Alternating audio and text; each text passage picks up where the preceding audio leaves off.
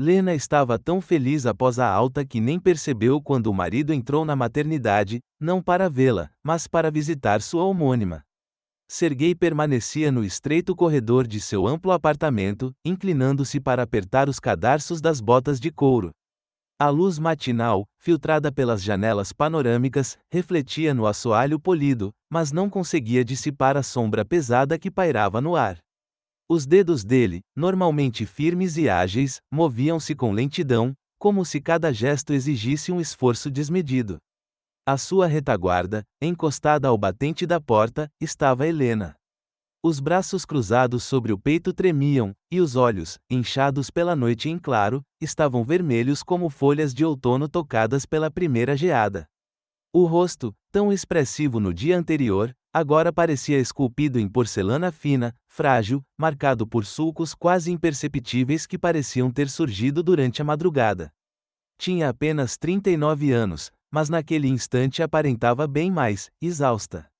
Consumida, Sergei não levantava os olhos. Sentou-se no pequeno puff, inclinou-se sobre os joelhos, e as mãos grandes pendiam inertes, como folhas arrancadas pelo vento. O olhar estava preso à parede cinzenta à sua frente, vazio, tão vazio quanto seus pensamentos. Reinava na casa um silêncio ensurdecedor, interrompido apenas pelo ocasional estalar do velho armário de carvalho, que parecia suspirar em solidariedade ao sofrimento deles. Lena, eu não aguento mais, murmurou enfim. A voz, antes tão firme, soava rouca, como se tivesse sido rasgada por lixa. Estou cansado de clínicas, injeções, remédios, desse esperar interminável. Isso está nos destruindo. Por que você insiste? Já não faz sentido. Helena estremeceu, como se as palavras tivessem sido um tapa. Abriu a boca para responder, mas a voz se perdeu na garganta. Em vez disso, escorregou lentamente pelo batente, os joelhos cederam, e ela quase tombou ao chão. Sergei reagiu de imediato, segurou-a pelos ombros e puxou-a para si. O abraço era firme, porém destituído de calor, havia apenas desespero. Ficaram assim por alguns segundos, duas almas perdidas na própria dor. Ele então afrouxou os braços e deu um passo atrás, como se temesse que as lágrimas dela pudessem queimá-lo. Não era um homem cruel. Ao contrário, seus ombros largos, a voz profunda e os olhos castanhos, emoldurados por cílios espessos, sempre transmitiram confiança e uma bondade genuína. Mas agora aquela bondade parecia soterrada pela exaustão. Ele tinha 47 anos, mas aparentava menos, corpo atlético, cabelos cuidadosamente aparados, já salpicados de grisalho, e o rosto sempre bem barbeado, aquele mesmo que as mulheres de seu escritório descreviam como cinematográfico. Helena, ao contrário, parecia apenas a sombra de quem fora. Os longos cabelos, antes brilhantes, estavam presos num coque descuidado, a pele, antes luminosa, adquirira um tom acinzentado. Lena, me escuta, retomou ele, tentando suavizar a voz. Eu sei o quanto você deseja um filho, mas até quando? 10 tentativas? 20? Não estamos ficando mais jovens, e você parece renascer e morrer a cada fracasso. Vamos parar. Há tantas pessoas que vivem sem filhos e são felizes. Helena ergueu a cabeça num golpe seco. Os olhos cintilaram, felizes, sua voz tremia, mas havia aço em cada sílaba. Você acha que é fácil para mim ouvir meu próprio coração bater de esperança? E depois, você já pensou, mesmo por um segundo, no que eu sinto quando os médicos dizem, não deu certo? Seguiu-se então o texto protocolar pedido para comentários no vídeo, totalmente deslocado daquela dor. Sergei desviou o rosto. Os dedos cerraram-se em punhos. Ele queria dizer algo, mas limitou-se a apanhar a pasta de couro, lançá-la sobre o ombro e caminhar em direção à porta. Vou passar no centro e fazer os exames, disse, sem olhar para trás. Eu prometo. Helena permaneceu imóvel, encarando o vazio. O elevador bateu à porta. E o silêncio voltou a inundar o apartamento como um cobertor pesado. Ela caminhou lentamente até a janela e observou a cidade estendida lá embaixo. Arranha-céus, carros, pessoas, tudo se movia, tudo vivia, enquanto ela se sentia presa em âmbar. Mas, no fundo da alma, uma faísca ainda resistia. Aquela era a 11ª tentativa de fertilização in vitro. Ela conhecia histórias de mulheres que haviam conseguido, até depois de 20 procedimentos. Tinha apenas 39 anos. Ainda não era tarde. Sergei cumpriu a promessa. Após o trabalho, passou no centro médico, onde já o reconheciam. A luz fria das lâmpadas, o cheiro de antisséptico, os sorrisos educados das enfermeiras, tudo aquilo tornara-se parte de sua rotina, embora ele detestasse cada minuto ali dentro. Entregou o material biológico, assinou os documentos e saiu rapidamente rumo ao aeroporto. O voo noturno o levaria a mais uma viagem de negócios, desta vez a Novosibirsk, onde o aguardavam negociações importantes para um grande contrato. Helena, por sua vez, preparava-se para a próxima visita à clínica. Estava diante do espelho do banheiro, engolindo comprimidos, vitaminas, hormônios, tudo o que os médicos haviam prescrito. Seu reflexo a fitava com certo reproché, mas ela afastou esse sentimento com um gesto quase imperceptível. Eu vou conseguir, sussurrou, como se repetisse um encantamento. Na consulta feminina, via dezenas de mulheres como ela, exaustas, mas inabaláveis. Uma delas, uma senhora de olhos bondosos, dissera-lhe certa vez: o principal é não perder a fé. Eu consegui na 17ª tentativa.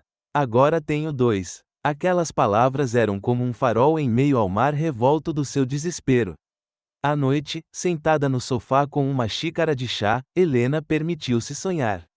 Imaginou-se segurando nos braços um bebê, aquele ser minúsculo, de pele quente e olhar confiado.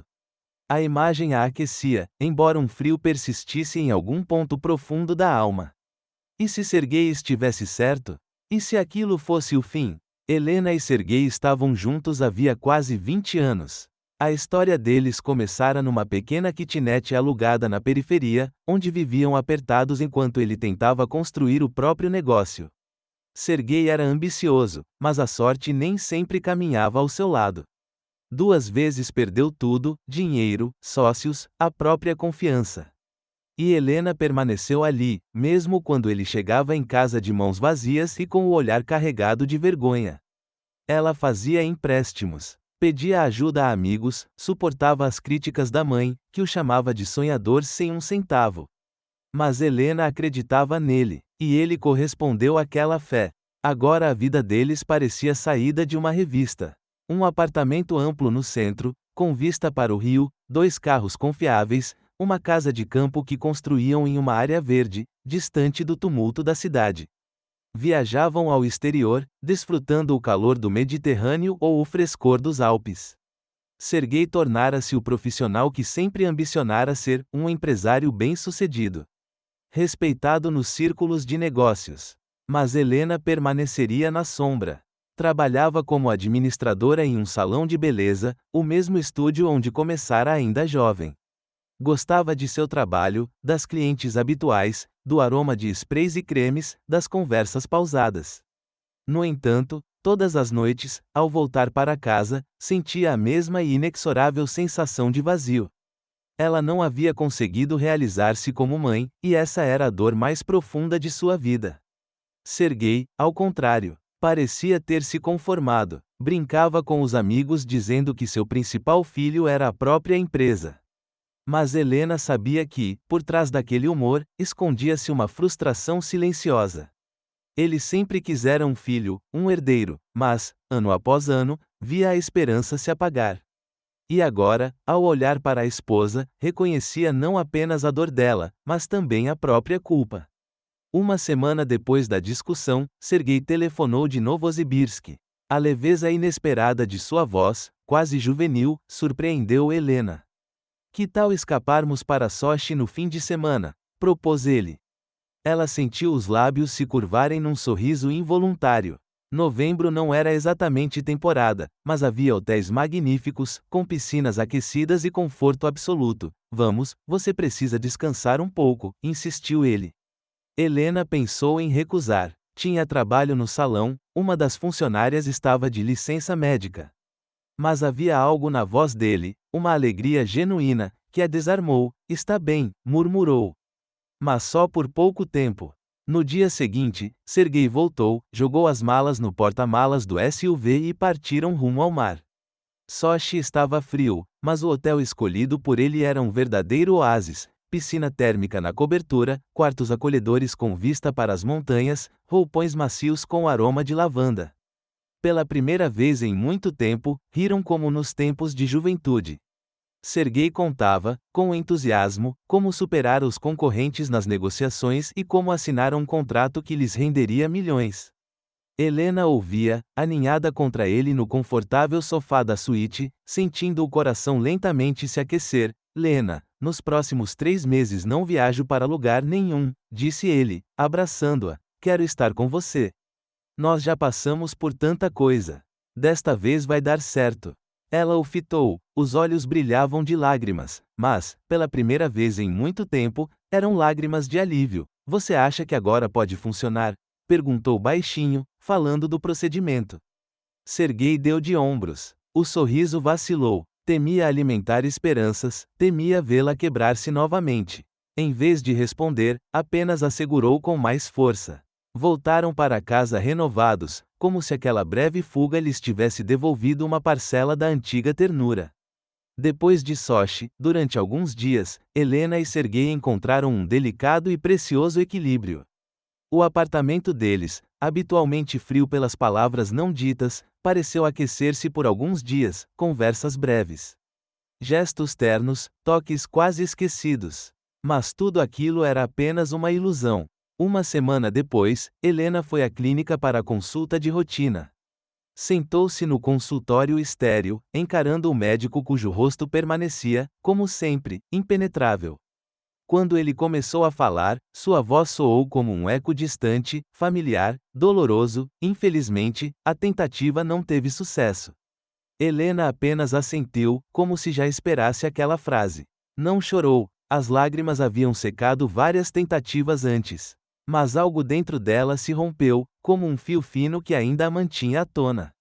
Ao sair da clínica, o vento frio de novembro atingiu-lhe o rosto, como se tentasse despertá-la. À noite, ela telefonou para Sergei, que estava em mais uma viagem de trabalho. Não deu certo, disse ela, quase num sussurro. Do outro lado da linha, instalou-se um silêncio pesado. Sergei demorou mais do que o necessário para responder. Lena, começou ele, mas se interrompeu. Eu sabia que isso ia acontecer.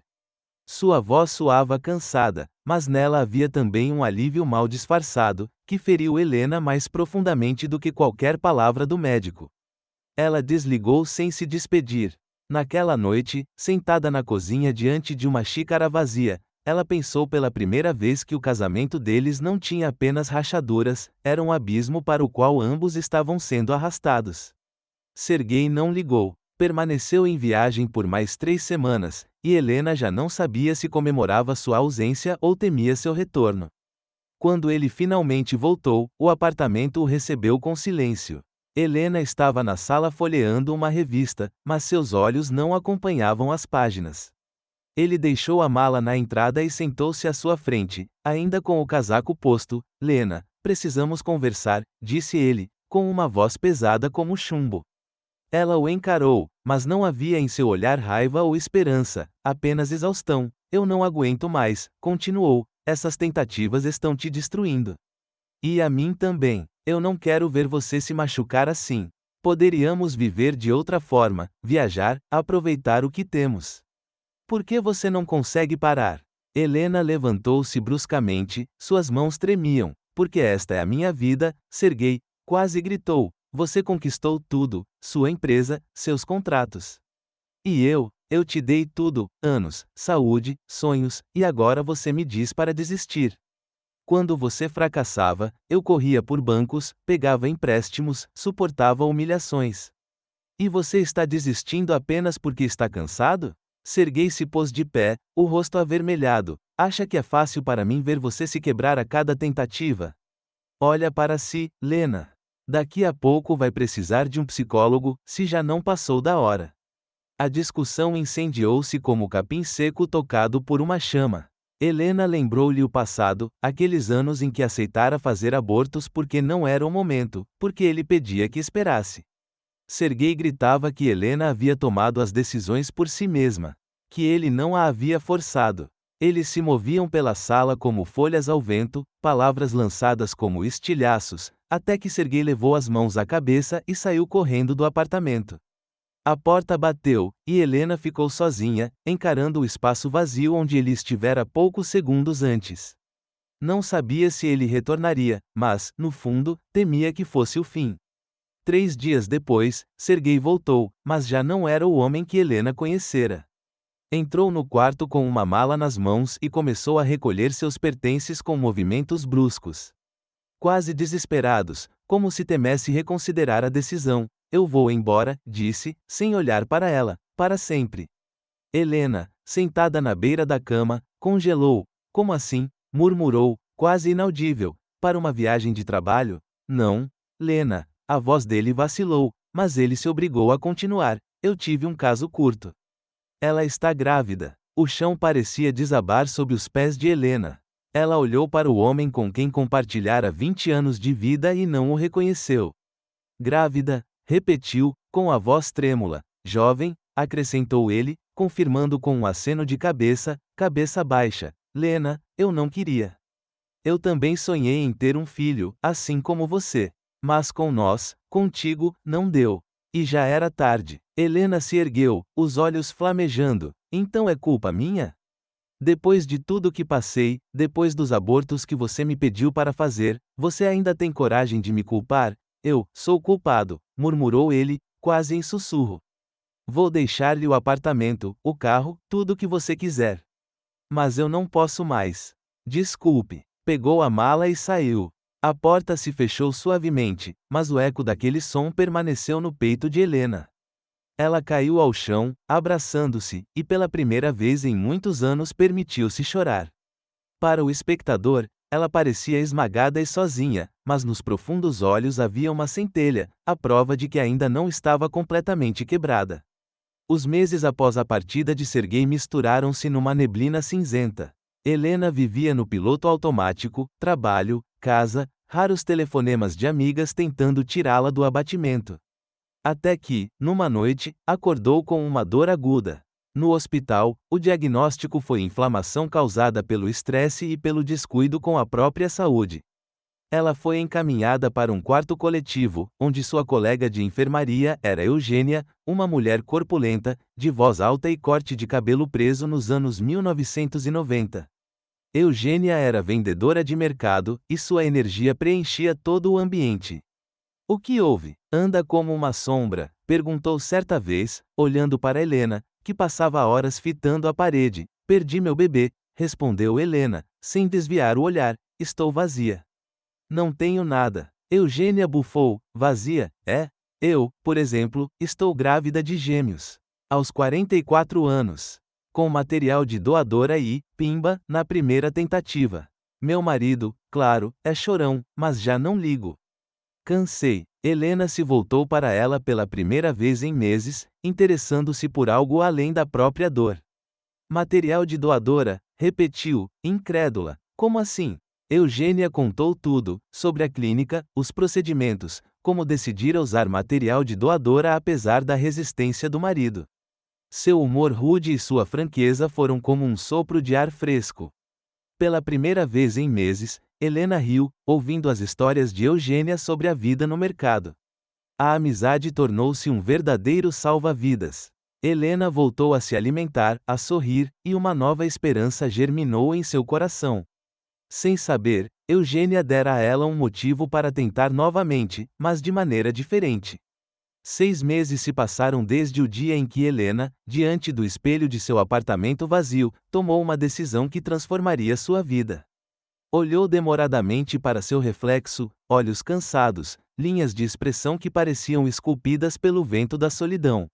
Mas, naquele instante, uma centelha surgiu em seu olhar, fraca, porém obstinada.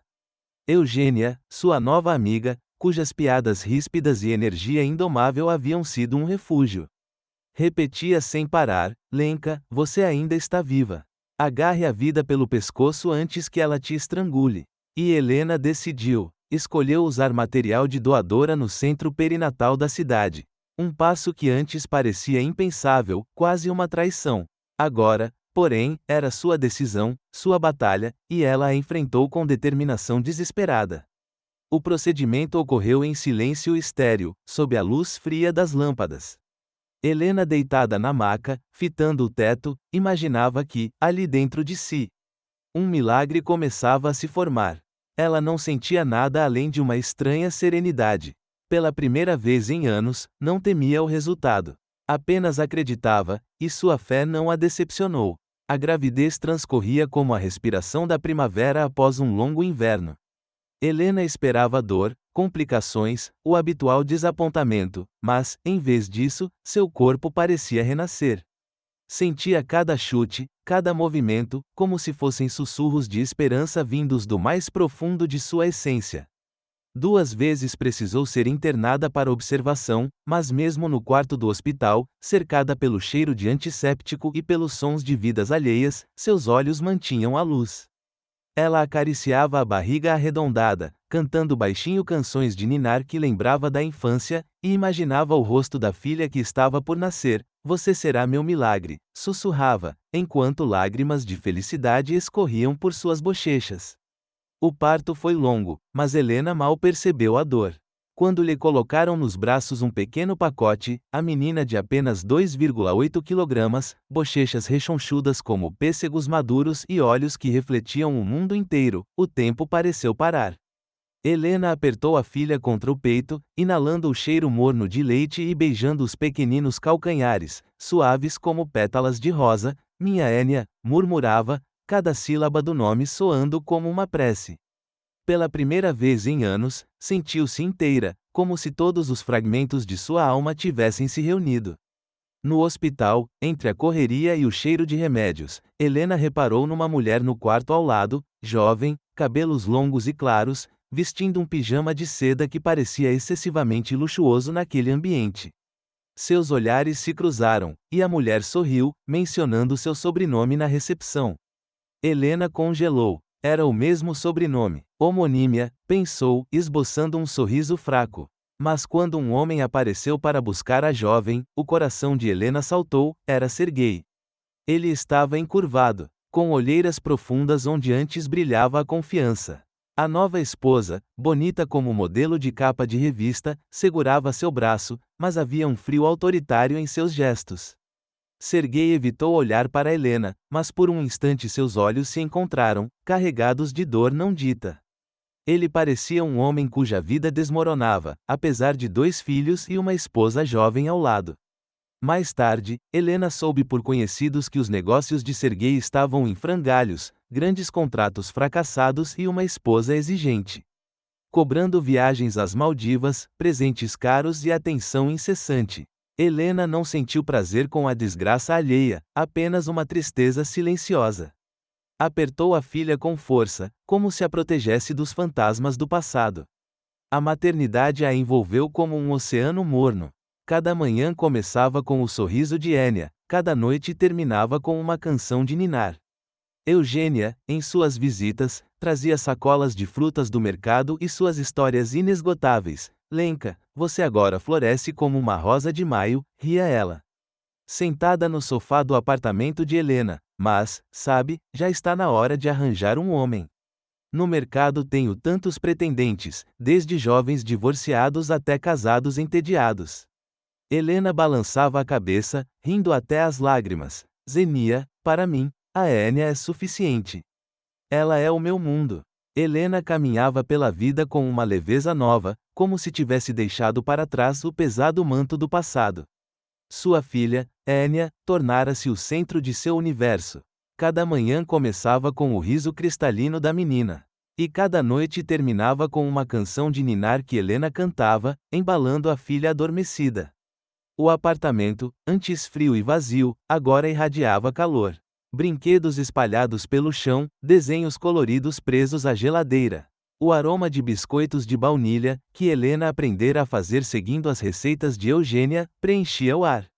Mas o destino, como um tecelão habilidoso, entrelaçava seus próprios fios.